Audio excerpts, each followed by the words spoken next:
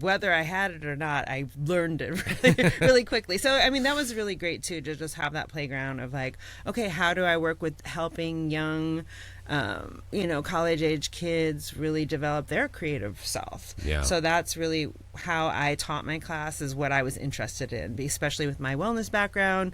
My class was, I think it was 8 a.m. It was 8 a.m. to 12 noon. Oh, wow. Okay. So, or no, 8 a.m. to 11 a.m. It was a 3-hour course. Yeah. And so I am not a morning person as an artist and an entrepreneur. Yeah. It is very challenging Yeah. to do many things with a brilliant and sharp mind before 10 a.m. At that point in my life. Well, sometimes we're up in the wee hours of night. Exactly. Or I have a gig, or I'm working. Right. I'm also, working events now too. Yeah. That's the other part of my entrepreneurial hustle these days. So yeah, I might be out super late with an event, or like consulting and working in a wellness program, or at a community center, or whatever it is. So Yeah. I have the late nights, and so to have the flip side of the morning, I was like, okay, what am I going to do in the morning so that I can be articulate, awake, and like present Yeah. to actually be able to give these college kids that are paying a lot of money for this college education, Yeah. any type of substance. And so for me, I would do the first hour of my class would what I called creative self-development or creative wellness. Yeah. So we would do, a half hour of breath work, meditation, some yoga, so that we could get in the body and be able to use the physical instrument. Yeah. We would do vocal exercises, Yeah. and then Wow. leading into like scene work and some journaling and that kind of stuff. So that it would just like really get people fully into their being. Yeah. And it was interesting because a lot of the students that I worked with, and then we would do, I really love improv too, so that I would teach improv stuff, and then we'd go into, monologue work, and then by the end of the semester, we'd work into scene work. And it was so interesting, and I'd have them do journal entries and, have this journal that they would have to give to me every, 2 weeks, every month or something like that, to keep up and let me know where they were at.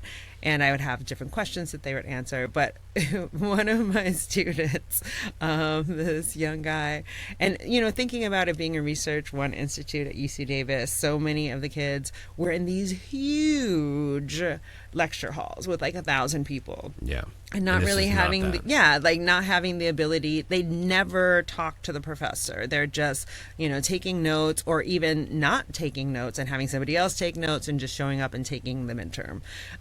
And so my class was 25 people. Everybody had to interact with one another. It's acting. So you really have that connection. Yeah, and bond, you have right? like face-to-face connection. And it was interesting really seeing how many of my students, one of my students was like, I really appreciated this class as a communication major. I've never been in a class under 1,000 people.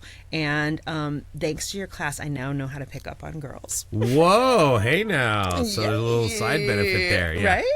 That's awesome. Giving people social skills, though, because also in this age of being digitally inept or obsessed and addicted, how often is it that it's challenging, even in a real life environment, to sit down, on a bus, at a bar, or whatever it is, next to a human being that you don't know, and the first thing you do now is just go to, or even in the line at the grocery store, is not interact with the human next to you. It's like, oh, I'm super engaged with what my email says. Well, you don't give a shit about your email, but it's the nerves of having to actually connect with another human. Yeah, you get nervous, and it's just easy to default to just kind of like pull back. And, to disconnection. So I mean, that was one of my most proud moments as a college TA. That's awesome.